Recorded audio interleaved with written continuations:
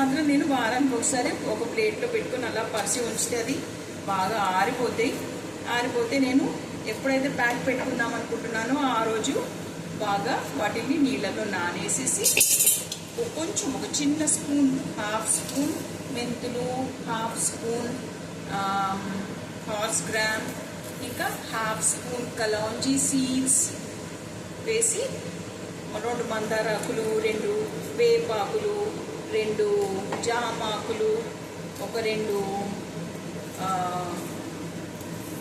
కరివేపాకులు వేసి నూరేసి తలకి ప్యాక్ లాగా పెట్టుకుంటా. నా చుట్టూ ఒత్తుగా 50 ఏళ్ళ మీద ఉన్నా కానీ నా చుట్టూ ఒత్తుగా రింగులుగా ఉంటుంది, నల్లగా. ఇంకా ఇది చూసారు, ఇది కూడా వేసారు.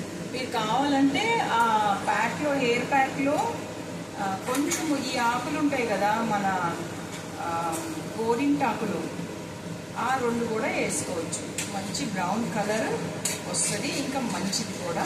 బ్లాక్ కలర్ కావాలంటే అవి యూజ్ చేయడం మానేసేయండి. ఇప్పటికే చికెన్ సగం ఉడికిపోయింది కూడా, చక్కగా వాడు బ్రెస్ట్ పార్ట్ ఇచ్చాడు. అయితే కాలు ఒక్కటే కొంచెం బోనీగా ఉందంతే, ఒక సైడ్ ఇచ్చేసాడు. చాలా ఉడికిపోయింది ఆల్మోస్ట్. మన దీనిలో నూనెలో మగ్గింది కదా. ఇలా మగ్గిన ఒక చికెన్, నూనెలో మగ్గిన చికెన్ టేస్టే వేరండి, చాలా టేస్టీగా ఉంటుంది.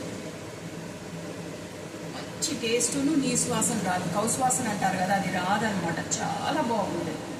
ఇప్పుడు నేను ఈ ఉల్లిపాయలను, టమాటాలని క్రష్ చేసుకొని వచ్చేస్తాను చక్క వద్ద. Okay, just be watching this my chicken, delicious one.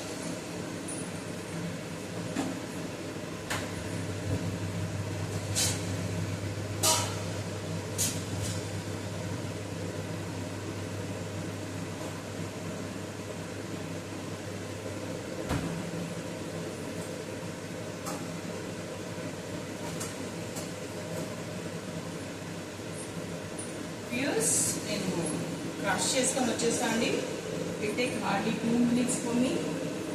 I'm going to crush the onions and tomatoes and come back.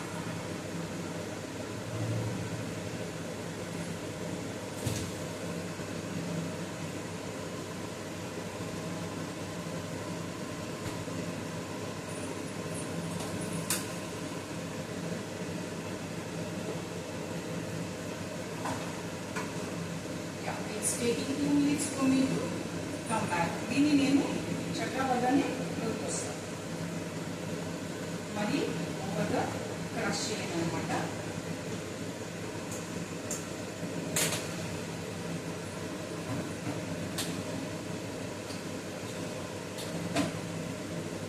ఎప్పుడు కానీ మనము పెరుగు మ్యారినేట్ చేసేటప్పుడు వేసాము అంటే దానికి టెండర్నెస్ వేరుగా ఉంటుంది. చికెన్ టెండర్నెస్ వేరేగా ఉంటుంది కుక్ అయిన తర్వాత.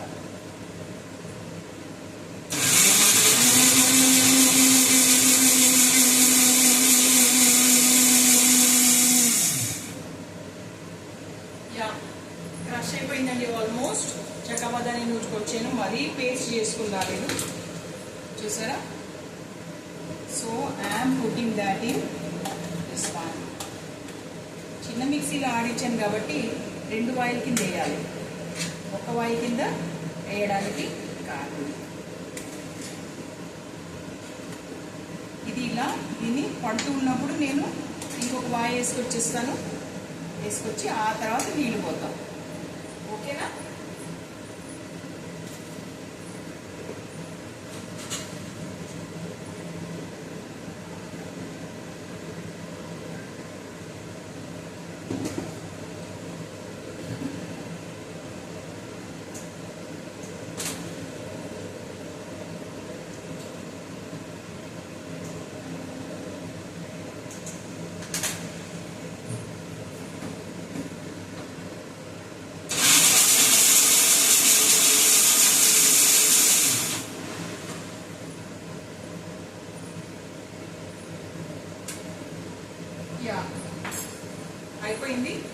ఆయిల్ కూడా వేసుకొచ్చేసాను. మనకి బాగా గ్రేవీ కావాలి కదా, ఊరుకులు బాగా తింటాం కదా. ఇదో ఇంకో వాయి వేసుకొచ్చేసాను, కలిపేస్తున్నాను.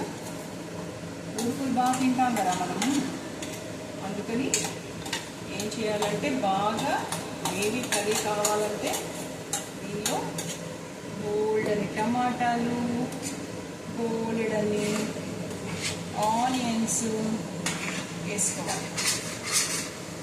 ఇప్పుడు నేను హైలో పెట్టేస్తాను. హైలో పెట్టి దీన్ని బాగా కలుపుతాను. ముక్కలు పట్టేలా కలుపుతాను. ఇలాంటి వెడల్పు గిన్నె తీసుకున్నారు అంటే మీకు ఒక్కో ముక్కకి ఒక్కో ఉడుకు అలా పట్టి బాగా టేస్టీగా ఒక చికెన్ అవుట్కమ్ అన్నమాట. చికెన్ కర్రీ మీరు బటర్లు అవి ఏమి వేయక్కర్లేదు. జస్ట్ ఇలాంటి వల్ల ఒక పల్లి నూనె చక్కి ఫ్రెష్ తీసుకుంటే చాలు. చాలా టేస్టీగా కర్రీ ఎంత కమ్మగా ఉంటుందో చెప్పలేను, నేను మాటలతో చెప్పలేను. మీరు చూసి మరీ చేయాలి, నాకు చెప్పాలి కామెంట్స్ రూపంలో ఎంత టేస్టీగా ఉందండి మీరు చేసిన కర్రీ, ఇలా ఉంది అలా ఉందని మీరు కామెంట్స్ పెట్టి నాకు చాలా ఎంకరేజ్మెంట్గా ఉంటుంది అనమాట. I feel very very happy.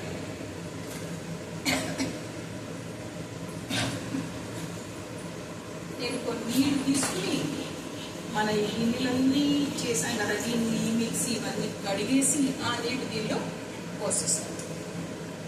బాగా ఉడికిపోయి చికెన్ కర్రీ ఇంకా జామ్ అని రెడీ అయిపోతుంది కదా. ఎంజాయ్ చేస్తున్నారా అండి?